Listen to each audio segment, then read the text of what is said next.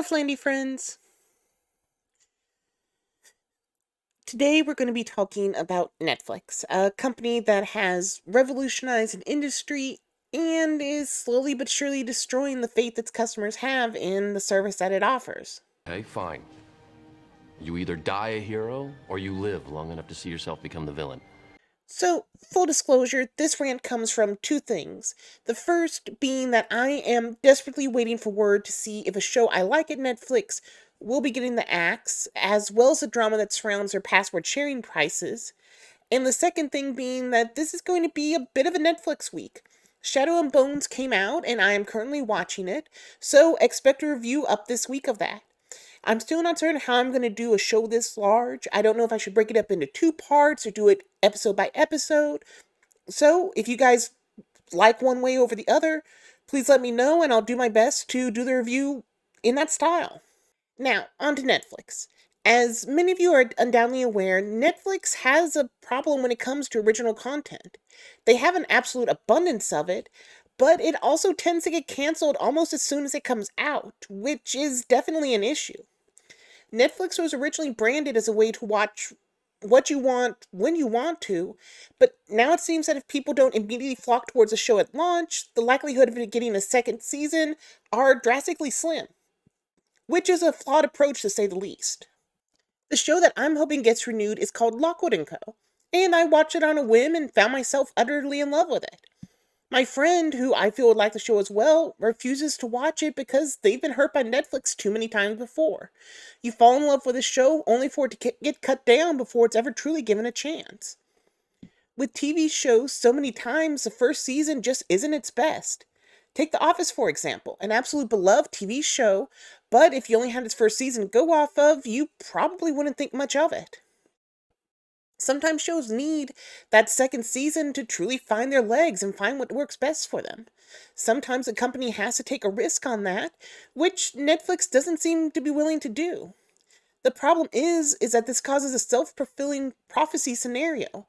Viewers aren't going to want to take a risk on a new show or IP because they're worried they'll get attached to it just for it to get canceled. So the simple fact is, they don't watch it and wait to see what happens, which in turn causes Netflix to believe the show doesn't have any appeal, and they promptly, cut it off.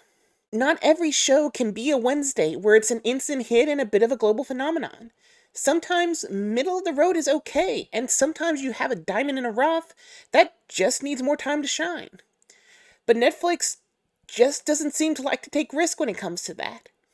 They throw so much money at different IPs and ideas to see what will be the next big hit, but their time would be much better spent focusing more time and energy on fewer shows and giving them the time and dedication that they actually deserve rather than just throwing everything at a wall to see what sticks. It just all comes down to money and greed, unfortunately, as we see in their desire to stop password sharing.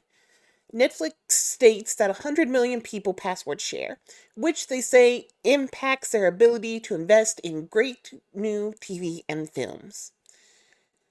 Really? That's really how you want to play this, Netflix? Because, quite frankly, I don't think anyone is buying that. So what are they trying to do? They want to charge us for password sharing and have some ridiculous ways of checking to ensure that you aren't sharing your password. One such idea was making every device you have log in and connect your home IP once every 30 days, or else you'll have to call tech support to log back in. A horrible idea that was quickly recalled the next day, with the sentiment being, "Hey guys, we were just joking. Please stop all the rioting. Please?" The problem is, Netflix seems to be under the impression that those 100 million people who are sharing their accounts will roughly equate to 100 million new accounts if they stop password sharing. But I hate to tell them that's not going to be the case. At best, maybe you'll get 10% which is a hefty amount to be sure, but judging from the reactions of the online community when they heard the initial password sharing restrictions, a lot of them said they would just cancel their accounts. So if they're true to their word, you're not actually gaining anything as much as you are just losing the established fan base you had already. And I'll be honest, I'm one of those people who might do it as well. Because you see, the thing is, the people who are getting it for free will likely just go to a pirate website to continue watching their content for free or just ignore it altogether. People love Wednesday, sure, but they're not going to subscribe monthly just to watch it, which is something I don't think Netflix is really thinking through.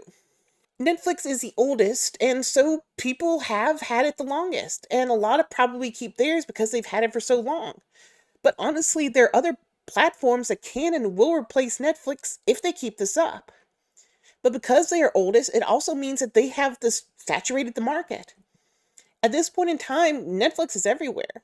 If you are going to get Netflix, chances are you already have it by now, which is why their company growth is starting to stagnate. And we're seeing it all across the board from giant companies like Facebook, Instagram, Twitter, and of course Netflix. Everyone who wants your product already has it. You're not going to see infinite growth because infinite growth is impossible. Decisions like this are going to make it hard for Netflix to keep its base going forward. If they stop password sharing and start charging for it, there's honestly a good chance I won't keep my Netflix account. Yes, they have shows I like, but who knows for how much longer? Like I said, I'm waiting to see if the show I really like is even going to get renewed or get canceled before it even gets a chance to really grow. It's one thing if you give us consistent content and keep that content going for us to enjoy. That gives us the benefit and desire to continue our relationship with you.